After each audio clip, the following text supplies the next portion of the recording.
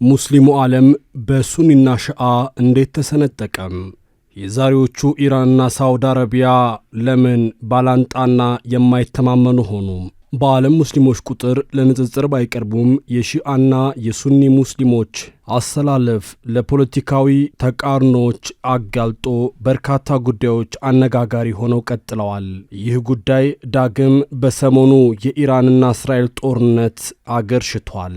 ኢራን ወደ መካከለኛው ምስራቅ የባሕረ ሰላጤው ሀገራት ጥቃት መክፈቷን እንደ ሃይማኖታዊ ባላንጣነት የተመለከቱም ጥቂቶች አይደሉም። ለመሆኑ ሙስሊሙ ዓለም በሱኒና ሺዓ እንዴት ተሰነጣጠቀ? ታሪክ እንዲህ ይነግረናል። ውድ የኢትዮ ስካይ ሚዲያ አድማጭ ተመልካቾች አብራችሁ እንድትቆዩ እንጋብዛለን። ነቢዩ መሐመድ ሰለላሁ ዐለይሂ ወሰለም ሕይወታቸው ማለፉ ብቻ ትልቁ ፈተና ነበር። ሙስሊሞች በዚህ ዓለም የደረሰው ትልቁ ሐዘን፣ ትልቁ ፈተና የእሳቸው ማለፍ ነበር ይላሉ። እሳቸው ሲያልፉ ያኔ በነበሩት ሙስሊሞች ወይንም የነቢዩ ባልደረቦች ትልቅ የተደፋ የጨለማ ማዕበል ሆኖባቸዋል። ግና የእሳቸው ማለፍ ይዞ የመጣው ፈተና እሳቸውን ማጣትና መለኮታዊው ወህይ ወይም ራእይ ካላህ የሚወርደው መመሪያ መቋረጡ ብቻ አልነበረም። ከእስልምና መልሰው የሚያፈነግጡ ቡድኖች መከሰትና የስልጣን ክፍፍል እንዲሁም የተተኪዎች ጉዳይ ትልቁ ፈተና ሆኖ ነበር። ከነቢዩ መሐመድ ህልፈት በኋላ ተተኪ እንዲሆኑ አቡበክር ሲዲቅ የመጀመሪያው ኸሊፋ ሆነው ተመረጡ። ይሁን እንጂ በአመራረጡ ላይ ቅሬታ ያላቸው የነቢዩ ባልደረቦች እንደነበሩ አንዳንድ የታሪክ ድርሳናት ያሳያሉ። ይሁን እንጂ ቅሬታዎቹ ያን ያህል የጎሉ ባለመሆናቸው በሰላም ሽግግሩ ተፈጸመ። አቡበክር ሲያልፉ ዑመር ኢብን ኸጧብ ሁለተኛው መሪ ሆነው ሁለተኛው ኸሊፋ ሆነው የመሪነት መንበሩን ተረክበዋል። በዑመር ኢብን ኸጣብ ዘመን የእስልምና ግዛቶች ወይም ኃይሎች የበለጠ እየተስፋፉ በመምጣታቸው የፐርሻ ወይንም ፋርስ ኢምፓየርና የሮም ኢምፓየርን በማሸነፍ ኢየሩሳሌምን ጭምር መቆጣጠር ችለዋል። ከዚያም ግብፅን ጨምሮ በአሁኑ እስከ ሰሜን አፍሪካ የተዘረጋ ግዛት ተስፋፍቷል። ይሁን እንጂ የእስላሙ ዓለም ግዛት ሲስፋፋም ፈተናውና የሥልጣን ሽኩቻውም በዚያው ልክ እየተባባሰ መጥቷል። በተለይም ዑመር ኢብን ኸጣብ አልፈው ዑስማን ኢብኑ አፋን ወይም ሦስተኛው ኸሊፋ ወደ መሪነት ከመጡ በኋላ የእስልምና ዓለም በስልጣን ሽኩቻ ይናጥ ጀምሯል። የአረቦች ታሪክ ከጎሳ ታሪክ ጋር በጥብቅ የተቆራኘ መሆኑ ይታወቃል። እናም ዑስማን ወደ ስልጣን ከመጡ በኋላ የራሳቸውን ጎሳዎች ስልጣን አከፋፍለዋል። እነርሱም የሾሟቸው የግዛት አሚሮች ወይም ገዢዎች ብልሹ አሰራርን አንሰራፍተዋል፣ በሃይማኖት ላይ ጭማሪ ነገርን ሰርተዋል በሚል ምክንያት የተለያዩ አመጾች እንዲቀጣጠሉ ሆኗል። አመጹ ከኢራቅ ኩፋ እስከ ዛሬው የግብፅ ምድር ይበረታ ነበር። አመፀኞች ከግብፅ የተነሱ ሲሆን የአቡበክር ሲዲቅ ልጅ መሐመድ ቢን አቡበክርም አብሯቸው እንደነበር ታሪክ ያሳየናል። የአመጹ መነሻ ዋነኛ ምክንያት ኸሊፋው ወይም መሪው ዑስማን የራሳቸውን የኡመውያ ጎሳ እየመረጡ በዝምድና ስልጣን ያድላሉ በመባላቸው እንደሆነ ይነገራል። የኡመውያ ጎሳ የውቁ የቁረይሽ ንጉሥ የአቡ ሱፊያን ጎሳ ሲሆን በአረብ ታሪክ ረጅም የሥልጣን ዘመንና መካንን በማስተዳደር የሚታወቅ ጎሳ ነው። እናም በኩፋ በበስራና በግብፅ በዑስማን ረዲየላሁ አንሁ ላይ አመፅ ተቀሰቀሰም። ከግብፅ የተነሱትና ይህንን በዝምድና ስልጣን የመሾምና ብልሹ አሰራር ቅሬታን ይዘዋል የተባሉት ቡድኖች ዑስማንን ለማናገር ወደ መዲና እንደተጓዙ መንገድ ላይ ዑስማን መረጃ እንደደረሳቸው ታሪክ ያስረዳናል። በዚህ ጊዜ የነቢዩ መሐመድ ሰለላሁ ዐለይሂ ወሰለም ያጎት ልጅና ሌላኛው ትልቁ ባልደረባ አሊ ቢን አቡ ጣሊብ ዑስማንን አነጋገሯቸውና የቡድኖቹን ቅሬታ እንዲያዳምጡ መፍትሄም እንዲሰጧቸው አግባቧቸው። ዑስማንም የአሊን ምክር ሰምተው ቡድኖቹን ካወያዩአቸው በኋላ የመፍትሄ እርምጃ ለመውሰድ ተስማምተው ከግብፅ የተነሱ ቡድኖችም ወደ መጡበት መመለሳቸው ይነገራል። እነዚያ ቡድኖች ወደ ግብፅ እየተመለሱ ሳለ ግን ያልተጠበቀ ነገር ተከስቷል። ቡድኖቹ ግብፅ እንደደረሱ እንዲገደሉ የሚያዝ የዑስማን ማህተም ያረፈበት ደብዳቤ ማግኘታቸው ነገሩን ይቀይራል። ይህ እውነትም ከፍተኛውና የመጀመሪያው ሴራ ነበር። በዚህ ጊዜ ከግብፅ የመጡትና መከራት የተሰማቸው ቡድኖች ደብዳቤውን ይዘው ተመለሱና የዑስማንን ቤት መከበባቸው ይነገራል። እናም ዑስማንን ከበው ይጠይቁት ጀመር። ማን ነው ይህን ደብዳቤ የጻፈው ነው ጥያቄው። ዑስማንም በአላህ ስም እምላለሁ ይህን አልጻፍኩም፣ ይህ እንዲጻፍም አላዘዝኩም፣ እንዲጻፍም ከማንም ጋር አልመከርኩም፣ ስለዚህ ደብዳቤውን በተመለከተ ምንም የማውቀው ነገር የለኝም የሚል ምላሽ ሰጡ። አመፀኞቹ ግን ዑስማንን ሊያምኗቸው አልፈለጉም። ታዲያ አንተ ካልጻፍከው ማን ነው በአንተ ማህተብ የጻፈው በሚል መነሻም ዑስማንን በከበባ ውስጥ አቆይተው በመሐላም ያቀረቡትን ማስረጃም ሳይቀበሏቸው ቀሩ። በዚህ ከበባ ውስጥ እያሉ አራተኛው ኸሊፋ አሊ ልጆቻቸውን ሐሰንና ሁሴንን ጭምር ከዑስማን እንዲከላከሉላቸው ቢልኩም ዑስማን ግን እኔ አልፈልግም፣ በእኔ ምክንያት ደም መፋሰስ እንዲከሰት አልፈቅድም እያሉ በጸና አቋማቸው ቀጠሉ። እናም አመፀኞቹ ለበርካታ ቀናት የዑስማንን ቤት ከከበቡ በኋላም በመጨረሻም የነቢዩ መሐመድን ተወዳጁን ሶሃባ ወይም ሦስተኛውን ኸሊፋ በአሳዛኝ ሁኔታ እንደገደሏቸው ተነገረም። የዑስማን መገደል የኢስላሙን ዓለም ፈተና በእጅጉ አቀጣጠለው። የእርስ በርስ ጦርነት የሚመስል ያለመተማመን፣ የሥልጣን ሽኩቻም፣ ደም አፋሳሽ እርስ በርስ ግጭት በመላው አረብና እስላሙ ዓለም ላይ ተቀጣጠለም። ከሦስተኛው ኸሊፋ ዑስማን ኢብኑ አፋን መገደል በኋላም አሊ ቢን አቡ ጣሊብ የነቢዩ መሐመድ ያጎት ልጅ የሙስሊሙ ዓለም መሪ ወይም ኸሊፋ ሆነው ለአራተኛ ኸሊፋነት ተሾሙ። ይሁን እንጂ የእርሳቸው መመረጥን አንቀበልም ያሉና ከሁሉ በፊት የዑስማንን ደም መበቀል ይቀድማል ያሉ ኃይሎች አመፅ አስነስተዋል። በአሊ ላይ ካመፁ ኃይሎች ደግሞ ቀዳሚዎቹም ከፍተኛ ኃይል የነበራቸው በነቢዩ መሐመድ ሰለላሁ ዐለይሂ ወሰለም ባለቤት አይሻና በቀድሞው የመካ ገዢ በአቡ ሱፊያን ልጅ በሙአዊያ የሚመራው ኃይል በዋናነት ይጠቀሳሉ።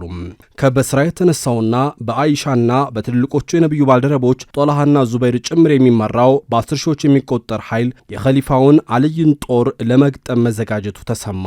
ይህን የሰሙት ኸሊፋው አሊ አመፁ በቶሎ መቋጨት እንዳለበትና በተቻላቸው አቅምም በሰላማዊ መንገድ ለመፍታት አቅደው ከመዲና ተነስተዋል።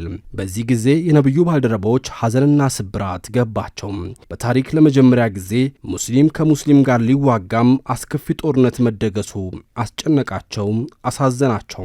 በስራ እንደደረሱ አሊ ለነ አይሻና ለነ ጦልሃ የሰላም ጥሪ ማቅረባቸው ተሰማ።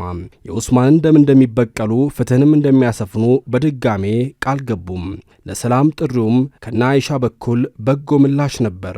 ይሁን እንጂ አሊ ይህን ያደረጉት አዘናክተው ሊያጠቁ ነው በሚል ከዚህም ከዚያም የሚናፈሰው ወሬና ሴራም የሰላም ጥሪውን እንዲዘልቅ አላስቻለም ነበር። እናም የነ አይሻ ጦር ከበስራ ተነስቶ ወደ ኩፋ መራም። ኩፋ ደግሞ የአሊ ጠንካራ ይዞታ ነች። አሊ አሁንም ተከታትለው ኩፋ ገቡም። በመጨረሻም ግጭቱ የማይቀር ሆኖ የአሊና የናይሻ ጦር በስራ ከተማ አቅራቢያ ተላትመዋል። የነቢዩ ባልደረቦች ሆነው አንድ ግንባር የዘመቱ በአንድ ሆነው ክፉ ደጉን ያሳለፉ ሰሃቦች እርስ በርስ ተዋጉም። ያ ጦርነት የግመሉ ጦርነት ተብሎ ይነገራል። ጦርነቱ ተባብሶ ሲቀጥል አንድ ነገር በመካከል ተከሰተ ይላል የኢስላማዊ ታሪክ ድርሳናት። በተጧጣፈው ጦርነት መካከል አሊ ድምፃቸውን ከፍ አድርገው ጦልሃ ሆይ አንድ ቀን የአላህ መልእክተኛ አሊን ትወደዋለህ ሆይ ብለው ሲጠይቁ ወንድሜን እንዴት አልወደው ስትላቸው ግና በስህተት ላይ ሆነህ አመፀህበት ትዋጋዋለህ ያሉህን አታስታውስም ወይ አሏቸው። ጦልሃ በዚህ ግጭት መሃል ውስጥ ሆነው ወደ 10 ዓመታትን ወደ ኋላ ተመለሱም። የአሊን ንግግር ቀስት ሆኖ ወጋቸውና በሰሩት ሥራ ተጸጽተው አነቡም። አሊን ያ አሚረል ሙእሚኒን አንተ የምዕመናን መሪ ሆይ እውነት ብለሃል አሏቸው። እናም ጦርነቱን እርግፍ አድርገው ወደ ኋላም አፈገፈጉም። እዚህ ላይ ጦልሃ ተጸጽተው ከጦርነቱ ሲወጡ በቀስት ተወግተው መገደላቸው ይነገራል። አሊ በድጋሜ ሌላውን የጦር መሪ የነቢዩ መሐመድ ተወዳጅ ባልደረባ ዙበይርንም እንደዚያው ጠሯቸው። ዙበይርን በድርጊታቸው ተጸጽተው ከጦርነት ወጥተው ጌታቸው ለመማጸን ሶላት ላይ በቆሙበት ወቅት አምር ኢብኑ ጃርሙዝ የተባለ አፈንጋጭ ደርሶ እንደገደላቸው ይነገራል። ታላቁ ሶሃባ አሊም በሁለቱ ሶሃቦች መሞት ልባቸው እንደደማ ይነገራል። አሁን የቀረችው የምዕመናን እናት አይሻ ናት። እናም አሊ እርሷም እንዳትገደል የሚቻላቸው እንዳደረጉ ይነገራል። አይሻ በጦሩ መሃል ገብተው በግመላቸው ሲቆሙ የአይሻ ደጋፊዎች ያለ የሌላ ኃይላቸውን አውጥተው መዋጋት ጀምረዋል ይባላል። በዚህ ጊዜ አሊ ጦርነቱ እንዳይራዘምና ሙስሊሞችም ከዚህ በላይ እንዳያልቁም አይሻ የጋለቡት ግመል ቋንጃው እንዲቆረጥና እንዲማረኩ ታዘዘም። የአሊ ጦረኞችም በተባሉት መሰረት የአይሻን ግመል ቋንጃ ቆርጠው ክብሯን በጠበቀ መልኩ ለአሊ አስረከቧት። አሊ በወንድሟ በመሐመድ ቢን አቡበክር አሳጅበው ወደ መዲና መለሷት። የእምናን እናት አይሻ በክብር ቀሪ ሕይወታቸውን እያስተማሩ እንዲቀጥሉ ተደረገም። ሌሎችን በጦርነቱ የተሳተፉ አካላትንም አሊ ይቅር ብለዋቸው ሰላም ሰፈነም። ይህ ጦርነት ግን ለሙስሊሞች የመጨረሻው ፈተና፣ ለአሊም የመጨረሻው የእርስ በርስ ጦርነት አልነበረም። ይልቁንስ ሙስሊሙን ለሁለት የሚሰነጥቀውና ትልቁ የእርስ በርስ ጦርነት ከፊት የተደገሰ እንደነበር አልተሸሸገም። በሙአዊያና በአሊ መካከል የሚደረገው ከዘርዘር የሚተላለፈው አውዳሚው ጦርነት ሙአዊያ በአሊ አገዛዝ ስር አላድርም ብሎ በማመፁ የአሊ ዘመቻ ወደዚያው ዞረም። ከሙአዊያ በኩል የግብፁ አስተዳዳሪ አምር ኢብኑ ዓስ አብሮ ተሰልፎ የግብፅና የሶሪያ ወይም ሻም ኃይልን አቀናጅተው በዋናነት በኢራቃውያን የሚደገፈውን አሊ ቢን አቡ ጣሊብን ገጠሙም። በርካታ እልቂትም ተፈጸመም። በተለይም የሲፊን ጦርነት ከሁሉም አስከፊው እንደነበር ይነገራል። እዚህ ጋር እንግዲህ የሙስሊሙ ዓለም የስንጥቅ መስመሮች በሚገባ እየተከፈቱ መጡ። ስያሜዎችም እየተፈጠሩ ወደፊት ተንደረደሩ። የአሊ ደጋፊዎች ሻአቱ አሊ ሲባሉ፣ የሙአዊያና የጎሳው ኡመያዎች ደግሞ ኡመዊዎች ተብለው ተጠሩ። የተቀረው ደግሞ በመሃል ጣልቃ እንገባም ብሎ ገለልተኛ ሆነ።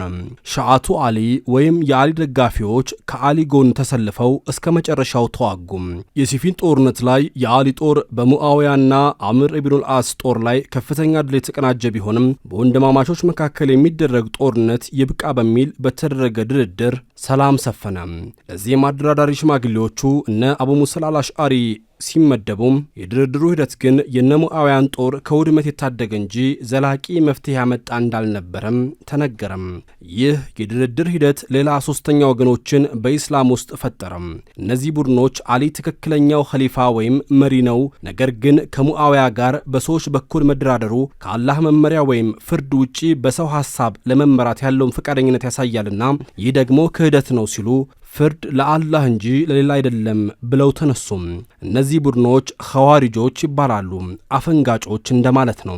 ኸዋሪጆች ሙአዊያን በሙስሊም መሪ አሊ ላይ በማመፅ የሙስሊሙን መሪ አሊን ደግሞ ከአላህ መመሪያ ውጪ በሰው በመዳኘት ወንጅለው ሁለቱንም ከኢስላም ያፈነገጡ ናቸው ብለው ከፈረጁ በኋላ እንዲገደሉ ወሰኑ።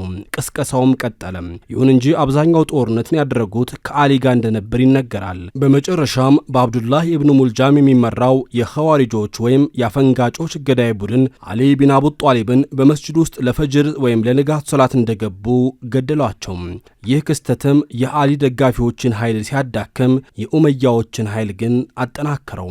አሊ ሲገደሉ ልጃቸው ሐሰን ቢተኩም የሙአዊያን ጦር የሚቋቋም አልነበረም። እናም ከሙአዊያ ጋር ድርድር አድርገው ሙአዊያ ስልጣንና ኃይሉን ጠቀለለም። ያኔ ሙአዊያ ስልጣኑን ሲቆናጠጥ ቃል ከተገቡለት አንዱ ሙአዊያ ሲያልፍ ስልጣኑን ለተመረጠ አካል ሊያስረክብ ቢሆንም ሙአዊያ ግን ስልጣኑን ለልጁ የዚድ ቢን ሙአዊያ አስረክቦ አለፈም። ይህም አሊ ደጋፊዎች ወይም ሻአቱ አሊን ክፉኛ አስቆጣም። የዚድ ቢን ሙአዊያ ስራም የነብዩ ቤተሰቦችንና የአሊ ደጋፊዎችን ወይም ሻአዎችን ማሳደድ ሆነ። ከርበላዕ በተባለችው በአሁኗ ኢራቅ በምትገኝ ቦታ ላይ የዚድ ጦር በነብዩ መሐመድ የልጅ ልጅ በአሊ ልጅ በሁሴን የሚመሩትን አብዛኞቹን የነብዩ ቤተሰቦችን ጨረሳቸው። ሁሴንም በዚህ ከበባ ውስጥ ተገደሉ። ይህ ክስተት ሻአዎችን ሙሉ በሙሉ በቡድን ነጠላቸውና ቂምና ሐዘን ይዘው እንዲገነጠሉ አደረጋቸው። የሻአዎች ከሱኒዎች ጋር የነበራቸው መሰረታዊ ልዩነትም ከነብዩ መሐመድ ሰለላሁ ዐለይሂ ወሰለም በኋላ መሪነት የሚገባው ለአሊ ነበር። ሌሎች ባልደረቦች ከአሊ ስልጣንና ያላግባብ ወስደዋል፣ ነጥቀዋል የሚል ሆነም። ይህ ትርክትም ወደ ትውልድ ተሸጋገረም። በኋላም ፖለቲካና ሃይማኖት እየተቀላቀለም ሺአ ራሱን የቻለ የእስልምና ቅርንጫፍ ወይም ሴክት እንዲሆን የሚያደርገውን በበኑ ኡመያዎችና በሺአዎች መካከል እንደ ሙስሊም አለመተያየት ነገሰም። የሱኒ ዓለም አሊይ አራተኛው ኸሊፋ ሆነው የሚቆጠሩ ሲሆን አቡበክር፣ ዑመር፣ ዑስማን እያለ በተዋረድ የሚሄድ ነው። ሺአዎች ግን ሶስቱን ቀደምት ኸሊፋዎች ባለመቀበል አልይን ከነብዩ መሐመድ ቀጥሎ በማስቀመጥ ከሱኒዎች ጋር ወይም ከነብዩ መሐመድ ፈለግ ተከታዮች ጋር የሚያጋጫቸውን ሰነድ አሰራጭተዋል። በኋላ ላይ ከነብዩ አጎት ከአባስ ኢብኑል አብደል ሙጦሊብ እንመዛለን የሚሉና አባሲያዎች ወይም አባሲድ ኡመያዎችን አሸንፈው ቢበቀሏቸውና ቢያሳድዷቸውም የሱኒና ሺዓውን ህዝብ ግን ማዋሃድ አልተቻለም ነበር። የአባሲድ ኸሊፋ ወይም ስርወ መንግስት ምንም እንኳን ከነብዩ ቤተሰብ እንመዛለን ቢሉም ከነብዩ መሐመድ ልጅ ከፋጢማ እንወለዳለን የሚሉ ሺዓዎች ደግሞ ግብጽ ላይ የፋጢሚድ ወይም የፋጢሚያ ኸሊፋን መስርተው ስርወ መንግስታቸውን አስፋፉም። በዚህም መቀመጫውን መካና መዲናን ጨምሮ እስከ ኢየሩሳሌም ወይም መስጂድል አቅሷ ድረስ በማስተዳደር የመላው ሙስሊም ዓለም ኸሊፋነትን አውጀው ነበር። የፋጢሚያ ኸሊፋ አልፎ አዩቢዶች፣ ከዚያም ሰልጩቆች፣ ከዚያም የማምሉክ ሱልጣኔት እየተፈራረቁ ከመጡ በኋላ በመጨረሻም የኦቶማን ሱልጣኔት አብዛኛውን የሺዓውንም የሱኒውንም ዓለም ተቆጣጠረም።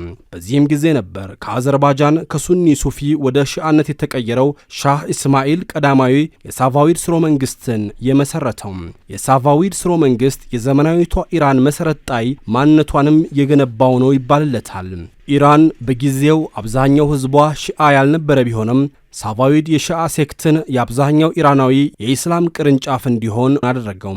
ውድ የኢትዮ ስካይ ሚዲያ አድማጭ ተመልካቾች የምናወራችሁ ከዛሬ 500 ዓመት በፊት ስለነበረው የሳፋዊድ ታሪክ መሆኑን ልብ በሉ።